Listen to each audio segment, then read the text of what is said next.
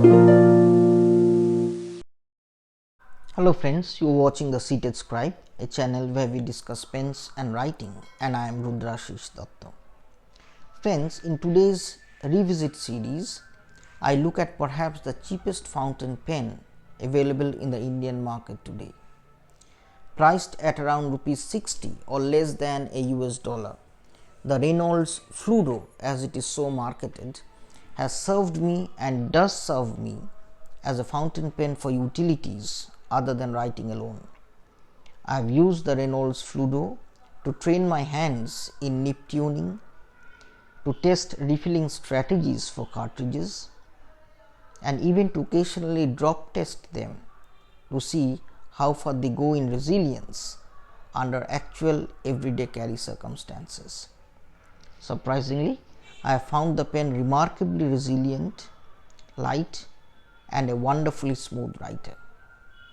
I have often recommended the Reynolds Fludo to young learners who are new to fountain pen writing, and in each case I have received feedbacks which bordered on pleasant surprises and repeat purchases. So friends, the Fludo that I shall be putting before camera today is around 2 years old, and it still retains the same shine and shimmer of the days of initial purchase. Friends, today's revisit series will show how machine-made products in the fountain pen manufacturing landscape can still turn out remarkably cheap and efficient writing instruments.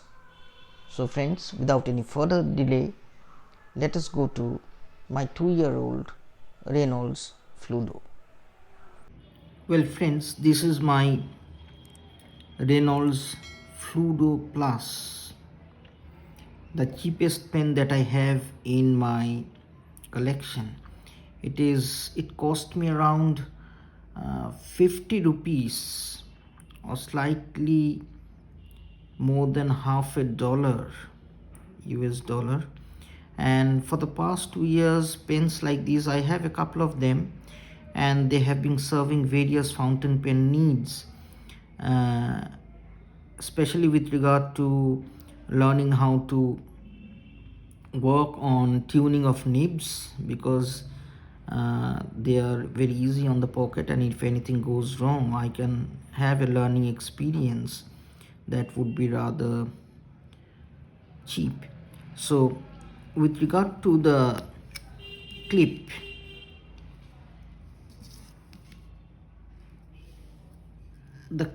of the pen, it's not a spring loaded clip. It's neither possible at this price point, but it's perhaps made locally in India.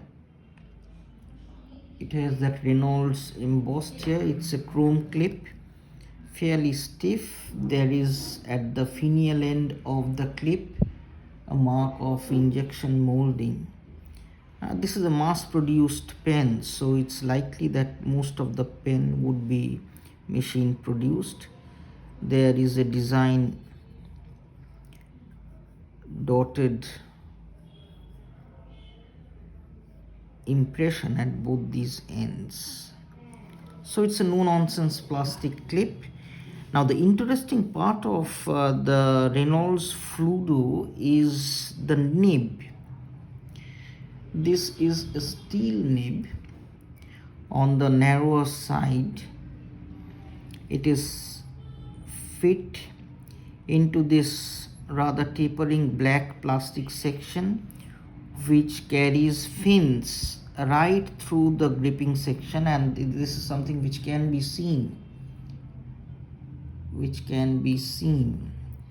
and since this is a cartridge pen, the longish cartridge which Reynolds provide, and I've used syringes to fill in this cartridge in case they run out of ink.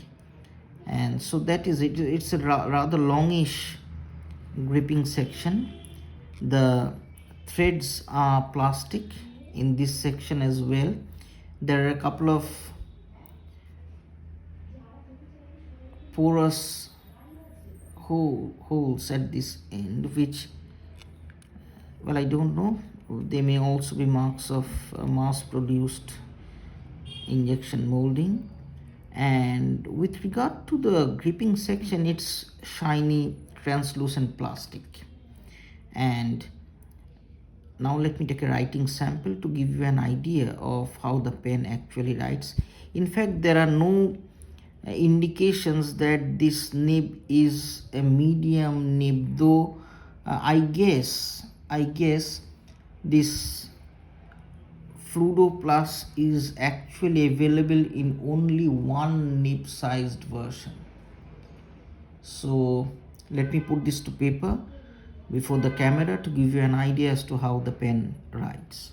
But it's remarkably light, and to take a weighing sample before I actually use this pen to write, this pen weighs 7 grams, as light as ever. So let me take a writing sample to give you an idea of how the nib fares. This is Reynolds Fludo Plus with a steel nib and cartridge supplied with it. With regard to its wetness, it's more on the wetter side. I am not sure as to how this wetness has to do with the quality of ink that they have supplied, but usually it's wetter than the average medium. With regard to nib width variations, no, there are no nib width variations of any nature, since this is a stiff steel nib, and the structure of the nib actually does not give any scope for any flexing tendencies of any nature, as you can see. So this is it. With regard to comfort of the writing instrument, it's very, very comfortable, both in terms of causing little or no drags or friction on the paper, both in its forward strokes as well as back strokes and slant strokes as well. In fact, it's effortless writing. And as I've said in the introduction, I did recommend the Fludo Plus to young learners, often who are new to fountain pen use, and I've found them extremely ebullient with the fact that they are having to write much more effortlessly than they usually do with ballpoint pens. So this is something which is indeed satisfying with regard to Reynolds Fludo Plus, and this is a pen that is around or over 2 years old. So you can see it hardly has developed scratches of any nature, though I believe this firm and sturdy plastic may take in knocks, scratches, etc., but that won't impact at all the quality of writing that this pen provides to its users.